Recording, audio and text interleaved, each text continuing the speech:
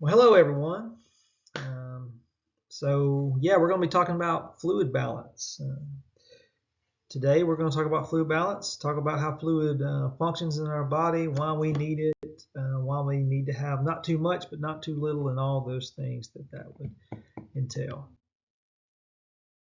So, function, distribution, movement, and regulation of fluid. So to start with, let's just talk about how fluid functions and how it's regulated, how it moves throughout the body, and those things. So there's two fluid compartments. You've got intracellular and extracellular fluid. The terms are pretty self-explanatory. Um, 2/3 of our body's fluid is actually inside our cells, and that's mostly made up of skeletal muscles. So our muscles are largely dependent upon fluid, and that'll be the reason why you'll see as we'll talk about later on in this lecture, why as we lose muscle mass, we tend to be more prone to dehydration and things like that because our body doesn't hold the fluid like it once did.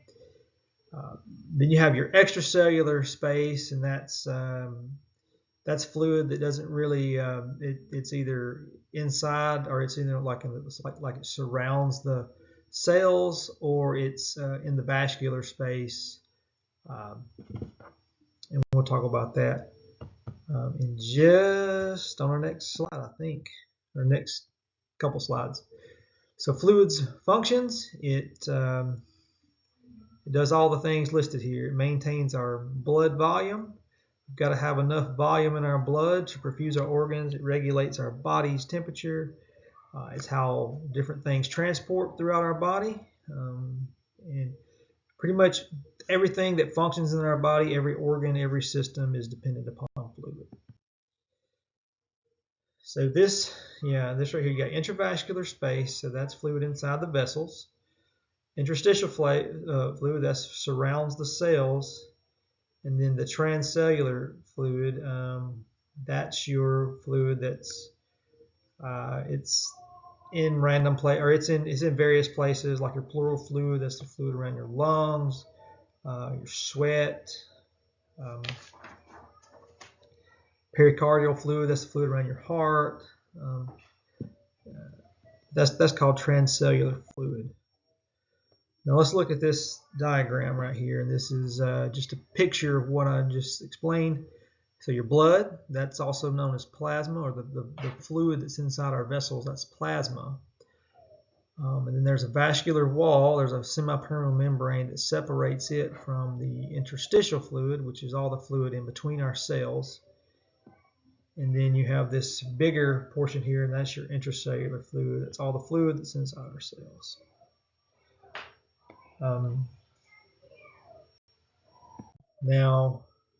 So just recapping, we have intracellular fluid, we have extracellular fluid.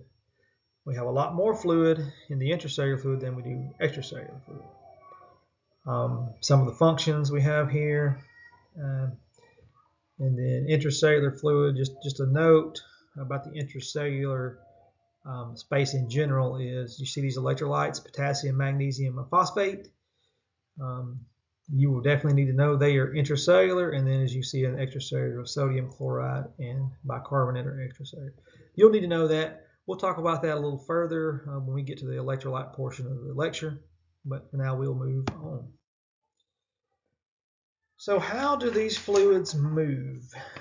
That is a good question. Now your book talks about this. It starts talking about this, I believe. Yeah, when it says regulation of fluids on page 56, starts talking about osmosis. So that's where you can read all the stuff that I'm about to go over in your book.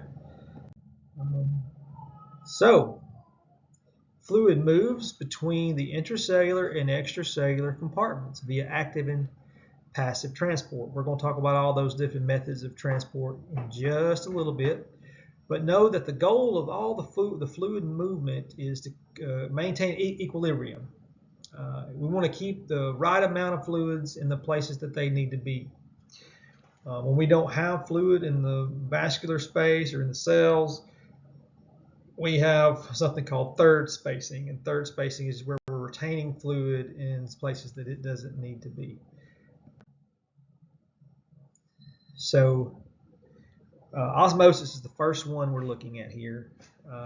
Your book has some pictures on page 57 of osmosis and diffusion as well. But this is osmosis we're looking at here. Osmosis is the simple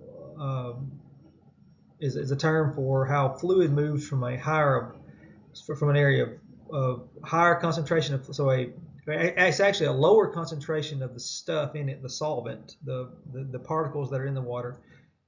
It's a lower concentration than a higher amount of water. Water is going to move to the area of greater concentration in an effort to equal it out and make the amount of concentration equal on both sides. That term is called osmosis. Now, when osmosis, I want you to think about your large intestines that absorb high nutrients. They balance fluids, but also IV fluids is a big way that we see fluid move, and we'll talk about that when we get to that part of the lecture. But osmosis, and then the next one we have is diffusion. Now, diffusion, mostly the way that is carried out is through our lungs. Lungs is the main way diffusion is transported through our body. So diffusion is where you have a higher amount of concentration moving to an amount of lower concentration, and this is in the air there's lots and lots and lots and lots of there's a really high concentration of hydrogen ions, and we're breathing it in, and we're blowing off CO2. So there's a gas exchange going on there. So when we take in, it's the hydrogen ions. There's a greater amount of hydrogen ions in the air than in our body, and it's moving in. So that's diffusion. So when I say diffusion, or when you think diffusion, think lungs. Okay, filtration. Filtration, kidneys is the way that we see this fluid move through our body is the way filtration works. So filtration is pretty much like the name says. It's where things are filtered out. So your kidneys are basically like your washing machines of your body. Fluid runs through your, blood's passed through your kidneys. It goes through your nephron, and then it filters it out. Comes out in urine, and then your urine you excrete urea. Let's see what else. Creatinine, and then hydrogen. All that stuff is filtered out and excreted through urine. So it goes through a process in your kidneys, and your kidneys kind of filter it out. And filtration is what we see going on there. And you could read more about these in your book, but that's pretty much all you need to know. Really, is filtration is the method that your kidneys uses to pass fluid. Now, active transport. This is an important concept to grasp, at least somewhat grasp. So sometimes there's energy that's required for fluid to move, and ATP is the enzyme that gives cells energy to move things across a membrane. For the sake of what we're studying here in this topic, we have something called a sodium-potassium pump. The book talks about it on page 56. So fluid, electrolytes, things go from outside the cell, inside the cell through the sodium-potassium pump. And it's just like I said, that sodium and potassium. So potassium, and I'm going to say this several times throughout this lecture, potassium is the number one, it's the major intracellular electrolyte. And sodium is your number one electrolyte on the outside. And those two have opposite relationships with each other. Usually if one of those is high, the other one's low. But the sodium potassium pump, it uses ATP, which is a form of active transport, to regulate that, to pump potassium in the cell and keep sodium out of the cell. So think sodium potassium pump when you think active transport. Okay, let's see what else. Yeah, that's okay.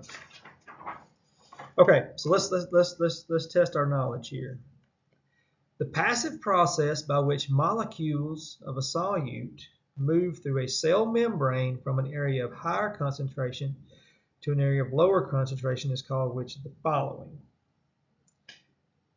Well, we just covered this, so give you a couple of minutes. Well, not a minute. I'll give you a little time to think. And let's see what we got. If you answered diffusion, you are correct. So remember, it's a higher concentration moving to a lower concentration.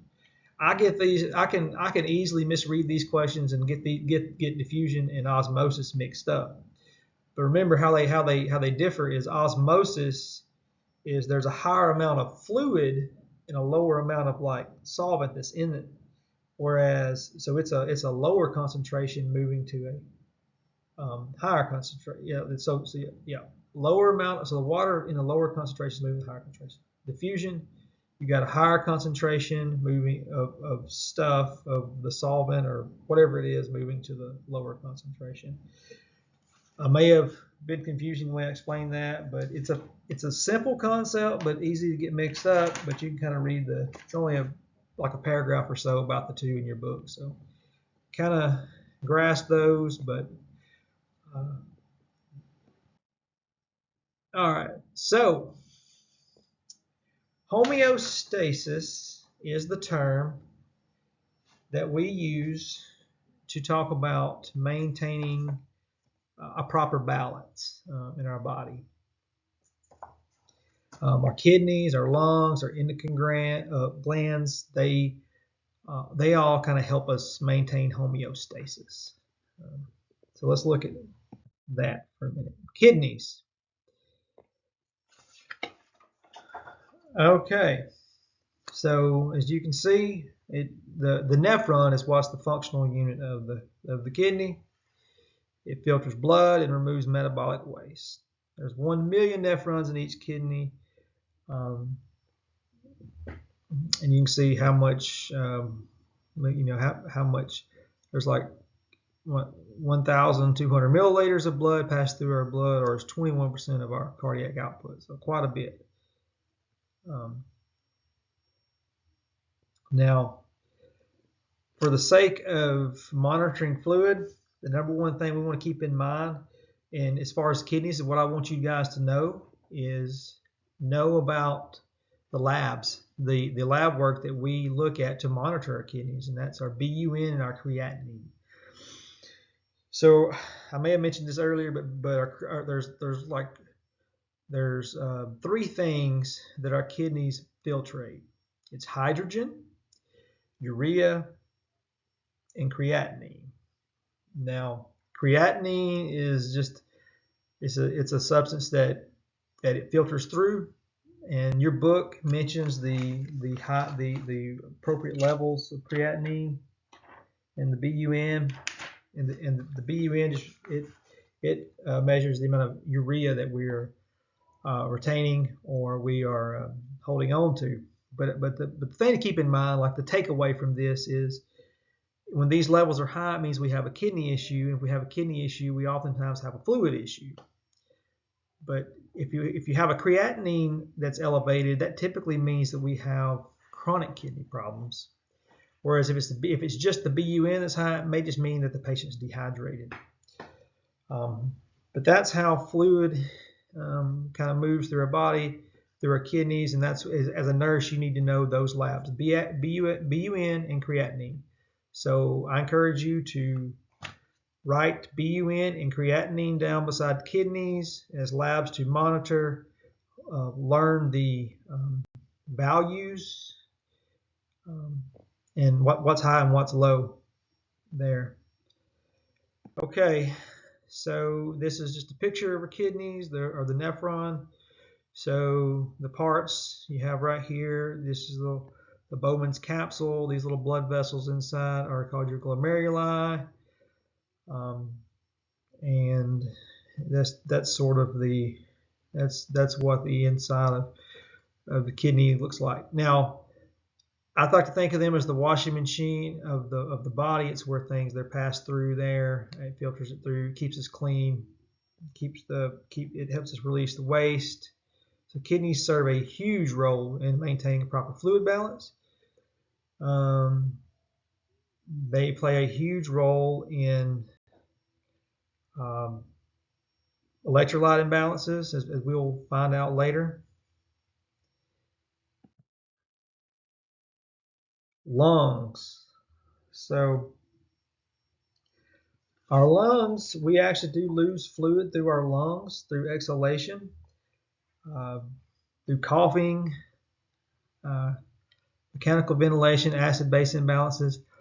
When you think about diffusion, if we breathe too fast, we are giving off, gases there, and if we breathe in, so fluid, that there is some type of fluid balance that comes with our lungs, but it's mainly our electrolytes, or basically our acid-base imbalances, which we'll talk about that later, and that'll make more sense later on in the lecture.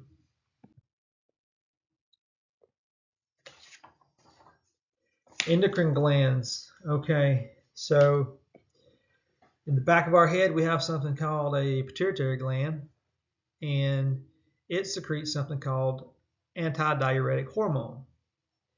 Now, it's just like the name says, it's antidiuretic, keeps us from peeing. It goes to our kidneys, and it tells our kidneys to hold on to water. So if we have too much antidiuretic hormone, we're going to hold on to water, and we're going to hold a lot of water. If we don't have enough, we're gonna urinate too much, and we're gonna lose a lot of water. Adrenal glands. So aldosterone is another big mechanism of regulating our fluid. Aldosterone is a hormone that's secreted by the renin-angiotensin system. So our kidneys release aldosterone. Aldosterone tells our kidneys to hold on to salt, and as we will learn, or sodium rather, and water always follows sodium. So you think high sodium, you think high water volume. So both of these cause us to hold on to water, and if we have the absence of them, then we have too little fluid.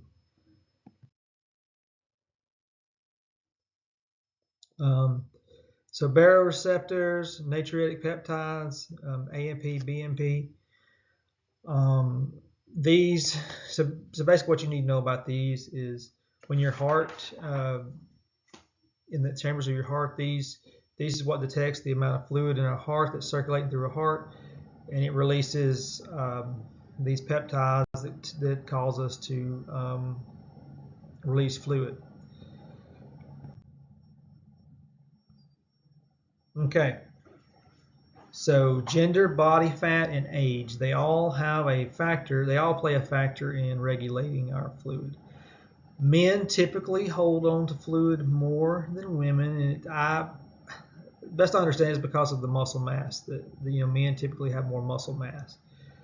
Body fat, so fat cells actually repel water, so the more body fat you have, the more trouble you're going to have with staying hydrated.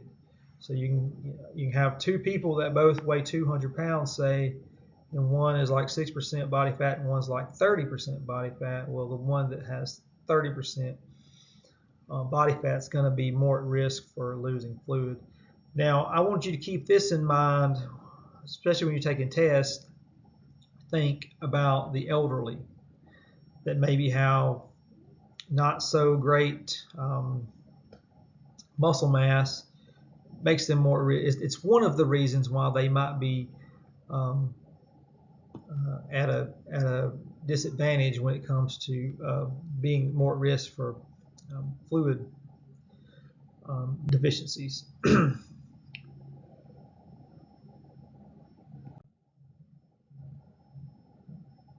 Now, our heart, our kidneys, our lungs, all these things, they also play a role. So the older we get, our kidneys don't function as well. Our heart doesn't pump as well. You know, our heart's what pumps our, it helps keep pumps and perfuses our kidneys and our organs. And so, you know, with older population, you have weaker heart, weaker kidneys, less muscle mass. So you just want to know that one, they are also they're more prone to being dehydrated. Also, if they have kidney failure, they may hold on to fluids. They may actually have too much fluid, or they might be dehydrated because they don't drink enough. Something about when you get older, the mechanism, whatever it is, it tells you to drink. They typically just don't drink, take in enough water. So just keep that in mind, that the elderly population is more at risk for fluid volume deficiency and fluid volume excess. Okay, the nursing process.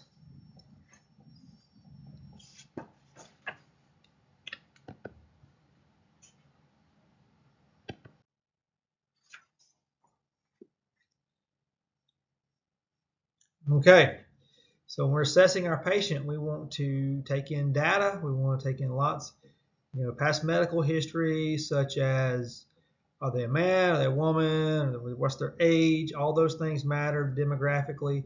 But their past medical history, do they have heart failure? Do they have kidney failure? Is there anything currently going on? How's their how much have they been drinking? How much have they been urinating? All those things matter. Lifestyle, all these things are questions you're going to need to ask when you are assessing your patient. Trying to move along my book so I can kind of keep up with where you guys are going to be. Okay, so okay, so first, skin assessment. You know, is the skin, you know, what's the skin color?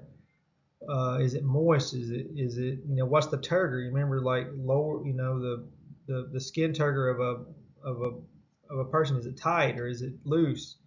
What's the oral cavity like? Um, is it dry or is it moist? Edema. All these things are huge when you're assessing your patient. Always record I's and O's in milliliters.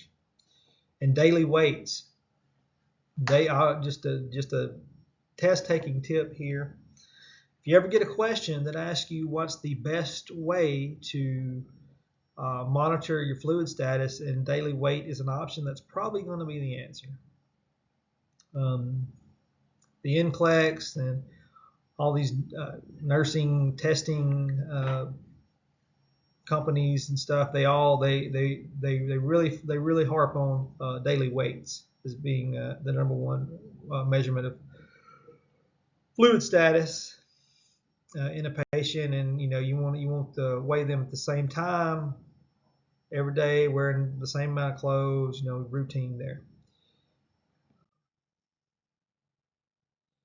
Skin color, we just talked about that. Is the skin cool? Is the skin hot?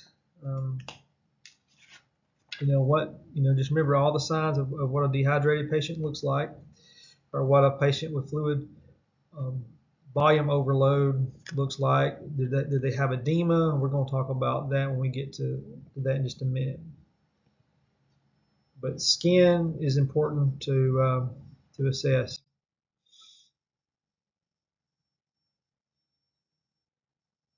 All right.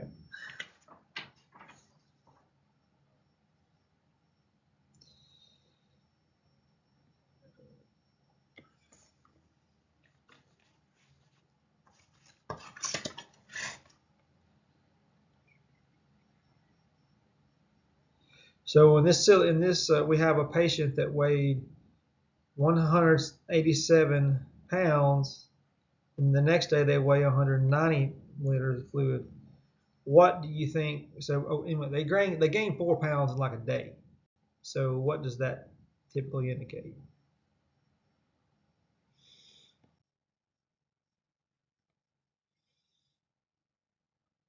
If you answered fluid volume excess, you are correct. They are holding on to fluid.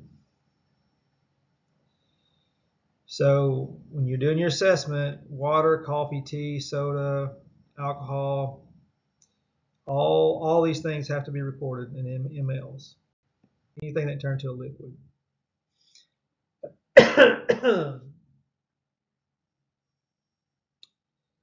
Remember, fluid loss is something we certainly want to monitor for. Are they vomiting? So it's not just urine output. Think about vomiting, diarrhea. Do they have an NG tube? Do they have something that's hooked up to suction? Any way you're losing fluid, you want to record it.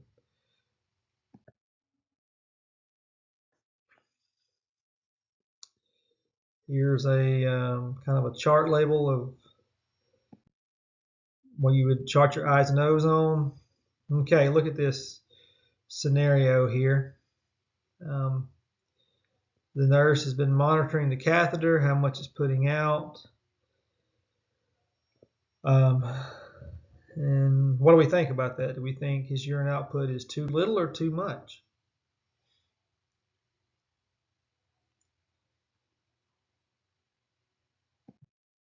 If you answered this with normal limits, you are correct. We normally, the rule that I've always went by was 30 mLs an hour. Looks like 30 to 50 mLs an hour. It's kind of what the book's saying is normal. Okay, now we're getting to some good stuff here. Lab values are going to be absolutely huge with fluid and electrolytes, and so if I'm going to recap all the things I've covered. I'm going to really harp on the things that I know are important that you've got to know, and then some of the stuff you can kind of figure it out as you go. But if there's the lab values are something you need to know. Osmolarity, that's maybe not as big of a deal, but you do need to understand the concept. Osmolarity, so that is just a word that measures how concentrated a fluid is. So if something has a high osmolarity, it's very concentrated. It has a lot of particles in it and not as much water or fluid. Urine specific gravity, you're going to need to know that. Okay, so the general rule when we're talking about labs and fluid is the lower the number, the less concentrated it is, which means you have more fluid. But with urine specific gravity, it's the opposite. It's the more because it's measuring the urine like outside the body. So if it has a higher number, it means you're dehydrated. Usually is what it means. So a high urine specific gravity means dehydrated. Hemoglobin, it's that same principle of being diluted. If it's lower, a low hemoglobin or low hematocrit, it could mean you have too much fluid, but also more times than not probably means you just have a low blood count and you need some more blood or you're bleeding or something. But sodium, potassium, calcium, you need to know all these values. Albumin's a protein that pulls fluid. So albumin is actually responsible for pulling fluid from like the third space or just kind of in like where we're holding on to fluid in places it shouldn't be. Albumin pulls it back into the vascular space. BNP. So anyway, know these lab values. Okay, like I talked about. So this first picture, hemodilution. As you can see, you got a lot of fluid here, and you got very little concentration. Normal is supposed to be looking like this, and then this guy over here, he is really concentrated, so he's probably dehydrated. This is the principle of hemodilution. You need to understand this. This is a huge principle. Huge. It's easy to understand, but it's huge for knowing about fluid and electrolytes is understanding when the whole concept of something being diluted or not. So this is obviously a lower one. His 20 his hematocrit here is 27%. His is 36, which is where he should be. And my head's in the way, so I don't know what this one is, but I know it's higher. So it's 47%. All right. Now we're talking about the conditions that we're actually going to diagnose as a nurse, or nursing diagnosis. So fluid volume, the three here is deficient fluid volume, excessive fluid volume, and then risk for imbalanced fluid volume. So that's the things we're going to be treating. Okay, let's talk about fluid volume deficit now. You want to take a good history. You want to know all the things. You want to know any kind of underlying, if they've been taking in enough fluid. But you want to assess for the causes. So let's talk about the causes. And now when we're getting into things like the actual conditions, I'm gonna try to just get to the point. You want to know the cause. You want to know what it looks like, signs and symptoms, and you want to know how to treat it. So here's the 4 major causes of this: vomiting and diarrhea, sweating, fever, heat stroke. Maybe they've had a severe burn. You think about burns, your skin integrity it's been compromised, and then you lose a lot of fluid. So that's important. And then obviously excessive urination. Now within urination, think about diuretics. Have they been taking too much Lasix? Have they been taking diuretics? Or maybe they have a condition called diabetes insipidus. Now I know you guys probably haven't covered that, but diabetes insipidus is a condition where you are not making, or you're not making any antidiuretic hormone, and you're just constantly with it. You're just peeing. You're going to be dehydrated. And then DKA, that's diabetic ketoacidosis. That is a condition where your blood sugar is really high. Sugar's not getting into the cells like it normally should. We're going to cover that when we talk about diabetes. But for the sake of this lecture, what you need to know, and the sake of this fluid and electrolytes, DKA, it causes excessive urination because you're trying to excrete all of that extra sugar that you're holding on to. Now the body will try to compensate if you're dehydrated because they might be thirsty. So think about that. They might have an increased heart rate. Vasoconstriction happens because your body's trying to perfuse those organs, so your blood vessels will kind of constrict so they can get more blood pressure. Signs and symptoms: weight loss. Have they lost any weight? Remember, we're watching that fluid with weight, right? We're checking the daily weights. Low blood pressure. Your blood pressure is typically low if your fluid volume is depleted. May have something called orthostatic hypotension. You guys probably know what that is. That's where you go to stand up and you get real dizzy and your blood pressure drops. So those are all things. When we're assessing these people, they typically will have a weak, thready pulse. They'll have flat neck veins. Like I said, tachycardia. They'll be breathing rapidly, deep. They're trying to breathe in. They're trying to get as much oxygen to their body as they can. They're going to be lethargic. They might even be constipated because you got to think fluid moving through our body perfuses our organs, and when we're not, and that's what makes them function. Well, if we're deficient of fluid, then our organs will be they're going to slow down. They're going to slow down, so our bowels will slow down. So there you have hypoactive bowel sounds. And then the lab work, we just looked at the labs. They'll be high and dry, is what I like to say, meaning they will be, they're going to be really concentrated, right? So those numbers will be high. Okay, so we've talked about what caused it and the signs and the symptoms. Now we're talking about interventions. We want to identify the underlying cause and fix it. That's pretty much it is. Now we monitor the labs, the vital signs. I've already talked about that. Number one way we're going to do this is we're going to give them some IV fluids. Okay, so we're going to give them IV fluids. Now, if there's 3 types of fluids, and you need to pay attention right here. This is going to be really important, easy, but very important to understand. Isotonic fluids, that, you remember I talked about osmolarity? So they have the same osmolarity as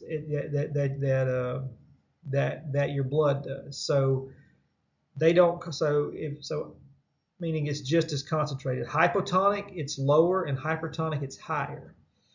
Now, isotonic, let's look at your book, because there's a good picture of this in your book. We're going to have to skip to page, I'll find it.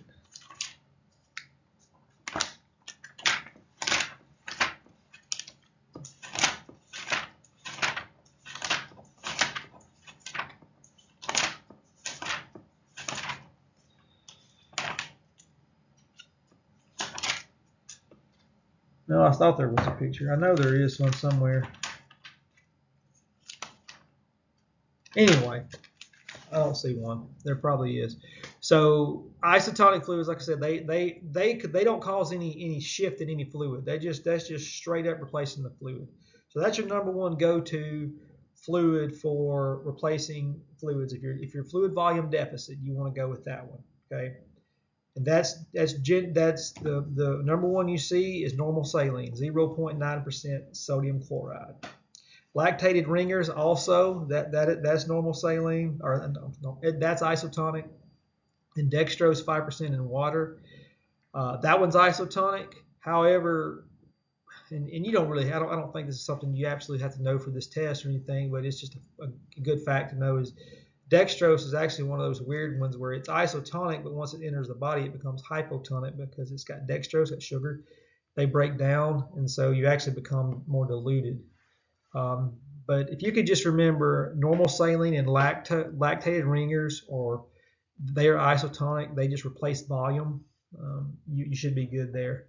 Hypotonic, that's the 0.45% normal saline. And remember I talked about osmosis.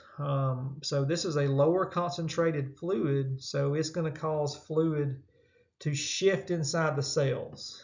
Hypotonic will. We're probably going to talk about this a little bit more later, but hypotonic solutions, they cause cellular swelling, because think about it, they are less concentrated than your cells are, so the fluid will shift into the cells. So we think hypotonic, think hippo. The cells swell like a hippo.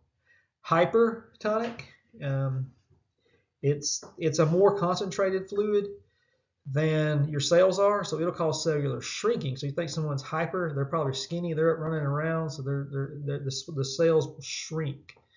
So it'll pull fluid from the cells because they are more concentrated in the cells, and the fluid will move out of the cells into the fluid, the extracellular fluid.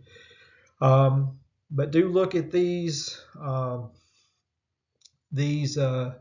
fluids right here and kind of understand them. But to answer our question, fluid volume deficit, 9 times out of 10, we're going to give isotonic fluids.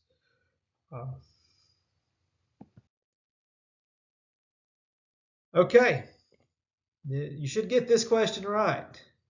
If we put a red blood cell in an isotonic solution, what's going to happen?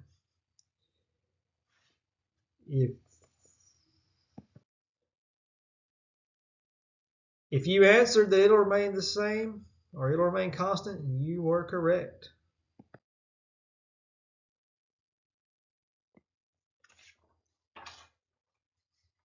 Okay, so now let's talk about fluid volume excess, where we have too much fluid. You're going to do the same process of assessing and looking at their history, medications. Um, the big, the big things when we talk about this is what caused the fluid volume excess. So let's talk about that. Causes. Number one, you've got increased water pressure. So what that means is they most likely have renal failure, so their kidneys are not putting out enough urine. They're holding on to fluid. They have a lot of water, holding on to a lot of water. Or maybe they have heart failure. The heart's not pumping effectively, so fluid's backing up. That pump's not working good enough, and its fluid's just backing up. So number one cause, or the two causes there is heart failure or renal failure. They'll typically have, and then I say number two will be maybe they don't have enough protein, maybe they don't have enough albumin. So too little protein, somebody that's malnourished, or somebody that has liver failure. That's a big one, liver failure. They typically, the body doesn't have the proteins to pull the fluid into the vascular spaces and the places they need to go. So we'll give them. So I'll talk about how we treat that in a minute, but just know too little protein. Number three is burns. A burn patient is very sensitive to fluid volume. And this could be that they have the fluid, but it's not in the cells. The cells have been destroyed, so they got fluid in their third spacing. Their fluid is just, they have to have these leaky vessels, and so fluid is not staying in the vascular space. So they have an excess of fluid, but it's not in the it's not where it needs to be. And then if you have cancer or something like that, your lymphatic system, sometimes, that's what drained, like it's sort of like a filtration system in our body, but it gets stopped up with cancer a lot of times in your lymph nodes and things. Will get clogged, and you could hold on to fluid that way. But the number one causes generally is going to be renal failure, heart failure, is what kind of causes what we got going on. So think, fluid volume excess, they blow up like a balloon. They're going to have edema, and we're going to talk about edema next. Okay, so when we are assessing edema, edema is where we have an excess of fluid, typically in our lower extremities, and it kind of feels like a memory foam mattress. So there's different grades from a 0 to a 4. And then you want to know, is it pitting or is it non-pitting? And you do that based on, there's a scale. Maybe, I don't know if it's in your book or not, but anyway, it'll be on this next PowerPoint. We'll talk about the scale of edema, but just know that edema is one of the number one signs of fluid volume excess, and that's going to be also along with their lungs. Probably going to have crackles, right? Because we got fluid. We're having fluid in our lungs. Heart, might even hear some fluid in the heart. Pulses are going to be bounding pulses. It's distended neck veins. Just think everything's going to be expanded and blew up. Okay, this is what I was talking about, the memory foam mattress, the edema. So 2 millimeters here, that's a grade 1. And then picture B is grade 2, C is grade 3, and grade 4.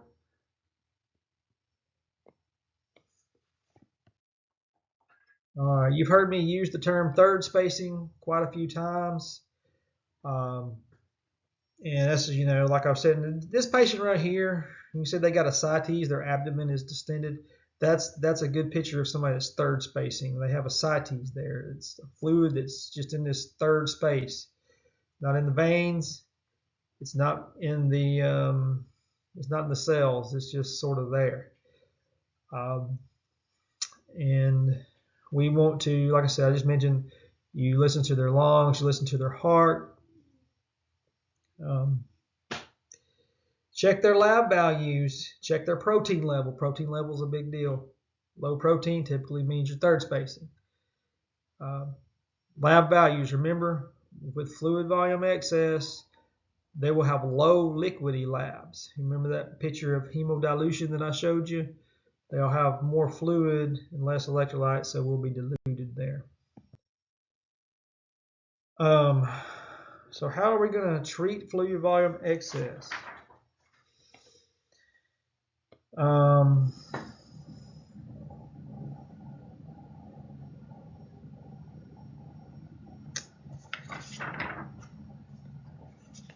Well, we normally treat that by diuresing the patient. But you want to identify the underlying cause. You administer the medications, typically it's Lasix. It might be different Lasix. So let's say, there's different, or maybe a different diuretic. So like spironolactone would be a one that we would, if we were concerned about someone's potassium dropping, that's a potassium sparing diuretic. We want to do a focused assessment. So what, is there one particular system that we're looking at? And as you can see here, they're in this picture, they're listening to him, and the nurse says he sounds wet. And then they're going to do a frequent respiratory system, because if you have fluid backing up in your lungs, you're going to have some respiratory issues, so you'll need to really focus on that respiratory system. They're watching for edema. They'll need to, his heart's going to be a priority, because the heart's that pump, and there could be quite a few problems with the heart there. Check intake and output. That's going to be a huge. Diet is going to be huge. We want to put them on fluid restrictions. So your main nursing interventions are going to be diuretics and fluid restrictions, monitoring your lab values. So know those three things, and you know how to treat this. You'll evaluate, you'll watch, you'll continue to assess, you'll continue to monitor the labs, the vitals, and hopefully they improve. That's how we evaluate our treatment. Patient teaching, and I just mentioned this. You want to teach them about fluid requirements, not drinking too, if they're on fluid restriction, they want to adhere to that. Teach them about, whatever it is, whatever the cause was, we want to teach regarding that, and then medication compliance.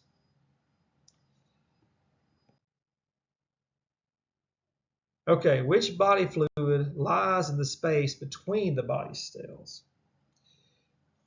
Okay. If you answered interstitial, you were correct.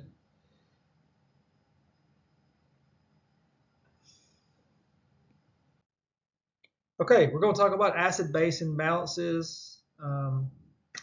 Now, this will be a big portion of your test. This is not a hard concept to understand, but if you don't understand it, you're going to be in trouble on the test. But here's the good news. I have given you all the tools you need to understand this stuff. Now, I'm going to go over this, but there's a YouTube video that I posted on Canvas. It's called Acid Base Supplemental Video. That video is awesome, and it'll explain this far better than I am. But I think you guys are smart, and you should be able to follow me here. So here we go. Okay, so just like with fluid, our body, it regulates our pH balance, and that's how acidic our body is. Now, there's going to be some lab values here, or some blood gas values here. You're going to have to know them, or you can't do this. pH is 7.35 to 7.45. If you're so the therapeutic range is in between those two numbers there. If you're too low on the 7.35, you're acidic. If you're too high on the 7.45, you're alkaline. Now there's two buffers. Buffers is what kind of regulates it. You know how we talked about the kidneys uh, and the respiratory system and how your heart and stuff regulates your fluid. Well, the respiratory system and your kidneys regulate your how acidic or not acidic your body is. It regulates your pH in your body. Okay, so hydrogen ions is what we breathe in, and they are acidic. Bicarb is alkaline, or it's our base, and it is in our bodies. It's generally in our lower kind of intestine, and it's in our kidneys as well. And it's what buffers us out. So we have to have bicarb to offset the amount of hydrogen in our body, if that makes sense. So hydrogen, acid. But anyway, the takeaway here is when you think hydrogen, think acid, and when you think bicarb, think base. So acid and base. And when I use the term base, I'm talking about alkaline. But so acid and base, right? They offset each other. Now the hydrogen is found in our stomach and in our urine. Okay. Now let's move on. Let's see.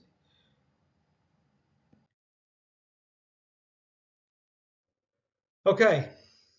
So we're talking about acid-base balance and how our lungs regulate it. So when we breathe in, we're breathing in oxygen, and when we breathe out, we're blowing off carbon dioxide. We're blowing off CO2. Now, the CO2 is actually acidic, so that's how our body gets rid of the excess CO2 as we breathe it out. So when there's an alteration in our respirations, we have a pH imbalance a lot of times because of our respiratory system. So if we're hyperventilating, we're blowing off a lot more CO2, where our pH is going to rise, which is going to make us more, we're going to be more alkaline. We're going to have more base. Now, if our respirations decrease, if we have a slower respiratory rate for a number of reasons, then we're going to be more acidic because we're retaining too much CO2. So our pH will go down. So some common conditions to cause hyperventilation is, anxiety. Maybe we're having an anxiety attack. Maybe we've got a big nursing exam. We're freaking out about it. Maybe we have, I don't know. Just for whatever reason, we're hyperventilating.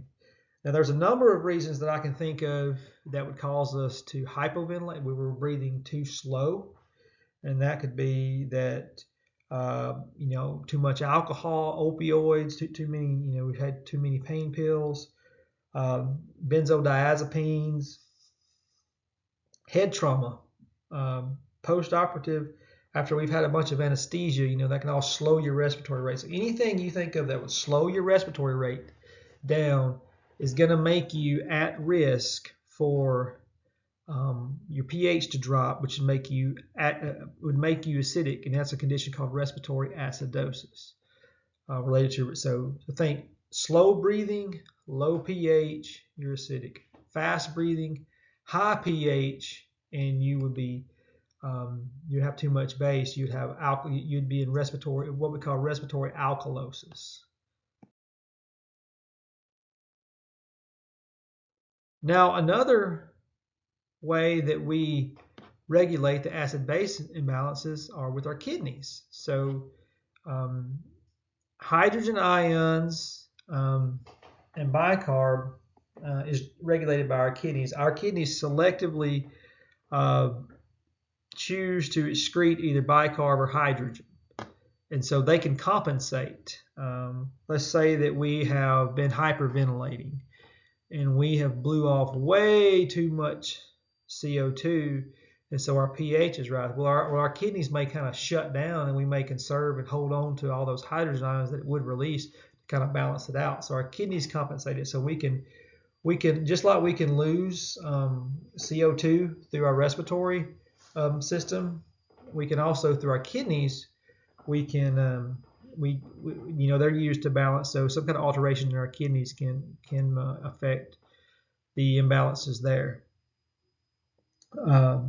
Other factors, we'll talk about that, other factors, but understand this right here first, I guess, is the kidneys, they selectively choose what to do. They kind of like just know that, hey, we need to excrete more hydrogen, or we need to hold on to bicarb, or we need to release bicarb.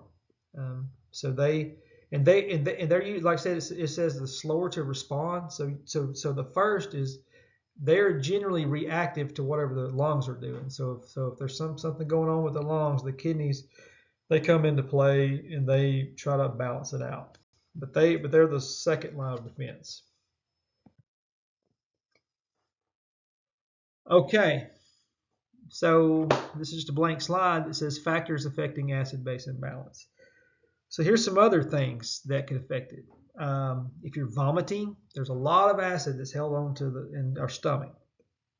And so if we're vomiting a lot, we will throw up a lot of our stomach acid, and that may cause us to be in alkalosis. Renal failure, we just talked about that. If you have renal failure, you typically will be acidotic because you're not getting rid of the hydrogen there. Now your intestines, they hold, that's where a lot of your base is held, is in your intestines. And so if you have diarrhea, you're losing a lot of your bicarb that way, and you can be acidotic that way. And a good way to remember that is base comes out of your butt. Like intestines, that's where a lot of bicarb base is. And so excessive diarrhea causes you to lose bicarb, and it can make you acidotic. Now, NG tubes, someone has an NG tube and it's hooked up to suction and they're losing too much of their gastric contents that way, that could cause them to be alkalotic too, because they're losing all their stomach acid that way. Now, the term that we use for any of these imbalances, whether if it's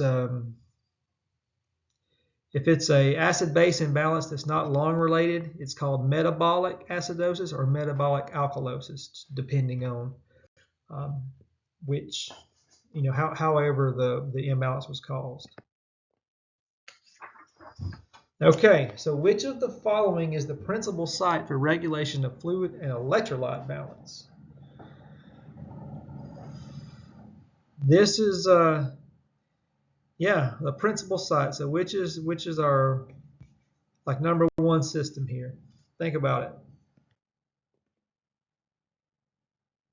Well, if we're talking about balancing regulation of fluid and electrolytes, you got to go with the kidneys. Remember the washing machines of your body. That's your kidneys.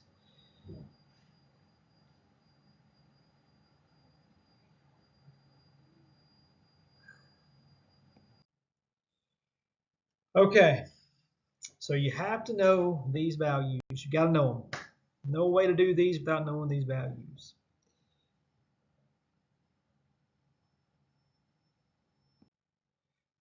Okay, so this is the tic-tac-toe method. Like I said, this is the most popular way that a lot of people work them out. And it's fine if you want to do this. I have no problem with it. I just prefer the way that was mentioned in that other video, just because it seems simpler to me. Not that this is complicated though. So draw out your tic-tac-toe. You line everything up just like it's lined up here. And the way it works is you'll write your values. You write your pH, your CO2, and your HCO3 down somewhere. You'll write them in that order. You'll write all your value, your normal value ranges on all of them. And then if the pH is low or high here, you'll put it in whichever category it fits. Is it on the acid side or is it on the alkalotic side? You'll do the same for all three categories. But do notice that they've got the CO2 flipped. So if the CO2 is high, you put it on the acid side. That's why I think this one's a little, I don't know. I think this one's a little bit more complicated just because you have to do that one extra step. But it's really not hard once you understand that. You see what I'm saying? CO2, you put the high one here and the low one there. But anyway, you'll, based on their values, you'll put them in the box they go in. And then that's going to tell you, it's going to tell you if they are acidotic or if they're in alkalosis, and then it'll tell you if they're fully or partially compensated. Fully and this is what those two terms mean. We'll talk about it further, but fully compensated means that they're normal, they have a normal pH, but one of these two are, that there's an imbalance between the CO2 and the HCO3, and they have compensated each other, like the kidneys kicked in to help out the lungs, and they brought the pH together, so they're fully compensated. If they're partially compensated, then that's going to mean that the kidneys are trying to help out the lungs, but they hadn't made it yet. They're still uncompensated. They're still either acidotic or alkalotic up here at the pH. But both of these two are off, and it means that they're working together, because they're never both going to be acidotic or both be alkalotic. If this is acidotic over here and this one is off at all, it's going to be alkalotic. If they're both off, they are partially compensated. If it's not normal. If it's normal, it's fully compensated. They've fully compensated and brought it together and made the pH normal. Okay, so next step, you see at the top corner, we have set our stuff up here. So we'd put our values, we'll line them up, and now we are ready for our first problem. Okay, I'm going to walk you guys through this one, and then I may walk you guys through a couple of them on this, and then there's a bunch of slides on this PowerPoint of just empty problems, and I'm going to just let y'all practice on them, and then we can talk about them later. But I do encourage you to watch that other YouTube video, especially if you watch any of the videos I sent. Watch the one on acid base, because that guy, I feel like that's one of the better videos I've seen on this. But anyway, so right here, pH 7.41, and we know that our normal range is 735 to 745.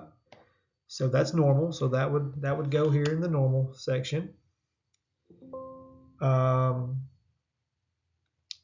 CO2 is 26. That is low. So remember, it's CO2, so it's going to go over here on alkalosis.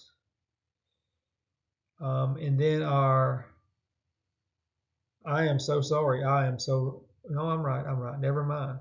Yeah, that goes in alkalosis. HCO3 is 17. That is low. It goes over here. So if you see, both of these are offset. Like both of the pH, even though the pH is normal, the CO2 and the CO3 are both out of range. So the answer of this one is going to be it's compensated, fully compensated, because it's normal and they have compensated each other. They have, because the lungs were off, the kidneys kicked in and helped them out, and they brought the pH to a normal range. Okay, so we see that our pH is normal.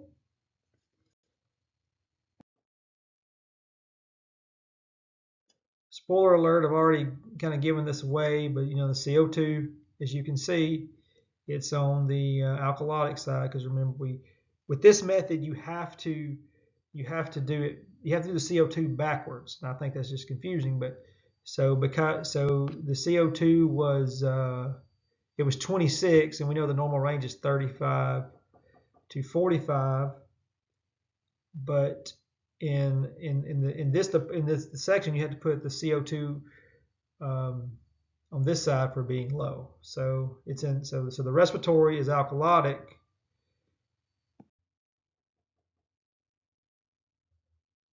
and so we have respiratory alkalosis. And the reason that they call this respiratory alkalosis is because it's fully compensated. Okay, so first of all, you understand it's fully compensated because the pH is normal.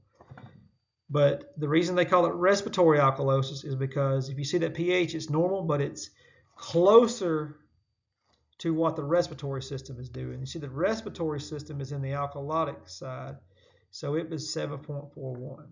So it's compensated respiratory alkalosis. Okay, so here's another problem. I'm going to work this problem out. I'm going to walk you guys through this one. And then I'm going to give you guys the freedom to work the rest of these problems out on your own. And then hopefully I'll see you guys soon and we can talk about it if you have worked these out, if you have questions. But if I don't see you, we'll figure out something if you need to talk about it further. But anyway, you can always email me. I'm pretty good about getting back. So pH is 7.48. And we know that our normal range is 735 to 745. So because this one is in the alkalotic range, we already know that this person is going to be alkalotic.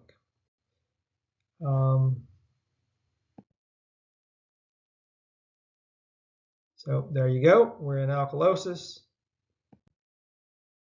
And the CO2, remember you put the low number on this side, so the normal range for that is 35 to 45, so it's a little bit below 35, so it's alkalotic. So we know we're in alkalosis over here. And we know we got a respiratory that's in alkalosis. So next we got to find out what our bicarb is. And it is 19, and so we know a normal level there is 22 to 26,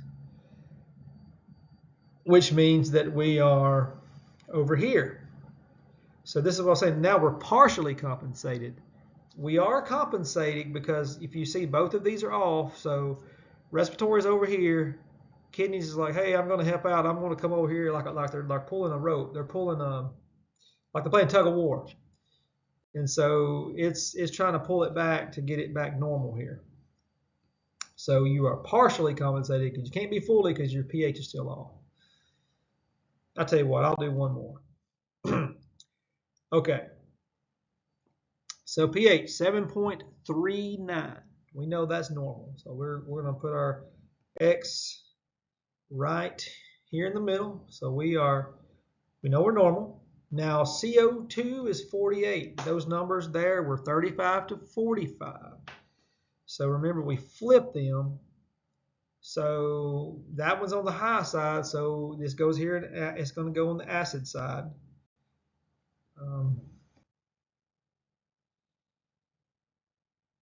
So okay. Now now the only question left to answer is this partially compensated? Well, we know it ain't part. We know right now that it's compensated because the pH is normal. So now we just need to find out, is this going to be metabolic? Is this going to be respiratory, or is this going to be metabolic acidosis or respiratory alkalosis? So we still got some questions to answer. And it is respiratory. It's compensated respiratory acidosis. And we actually already knew it was going to be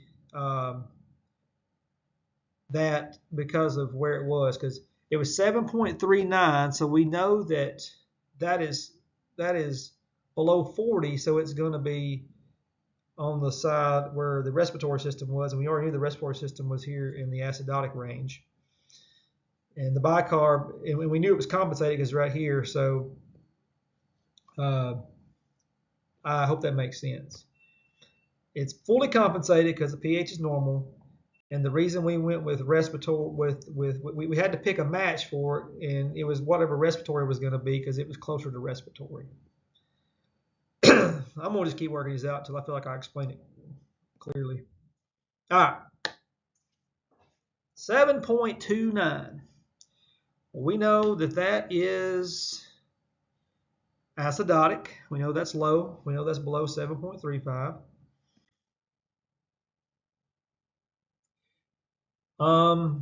So next is our CO2 is 37. And that's normal because our range was 35 to 45.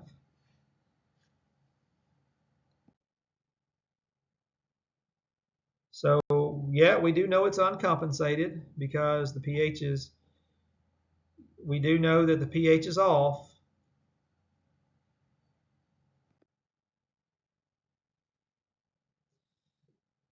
And it's metabolic acidosis.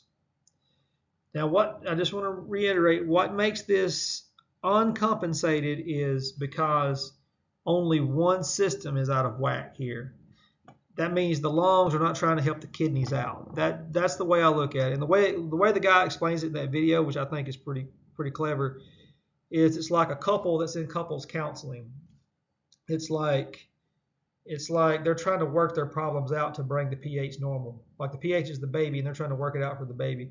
So if the CO2 was over here and this over here, it would at least be it would be at worst case it'd be partially compensated. It'd be fully if the baby was over here, if the X was here. But here we got metabolic acidosis. So you have to find out. So basically, the way you play the tic-tac-toe game is you put the X here wherever it goes, and then this is going to match with one of these other ones, and whichever one it matches with is going to be what it is. So it's acidosis, and it's metabolic because metabolic's in the matching place, and metabolic is in the acidosis too. So it's metabolic acidosis. One more. We are 7.45, which is alkalosis on our pH. CO2 is 30. We do know that's low, and because we flip the CO2 around in our little range, that's going to be on the alkalosis side. So we can already know that we're going to be, well, I don't want to assume anything. All right, so this is what we know so far.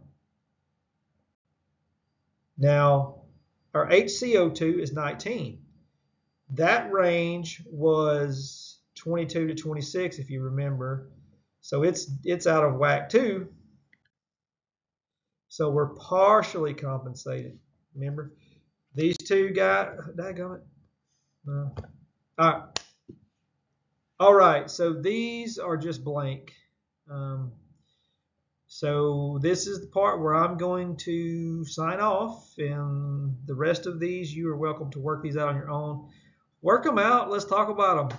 Let's see if you guys have any, if you're able to do them and know how to do them. And if you have any questions, we'll talk about it next time we see each other. All right. Bye.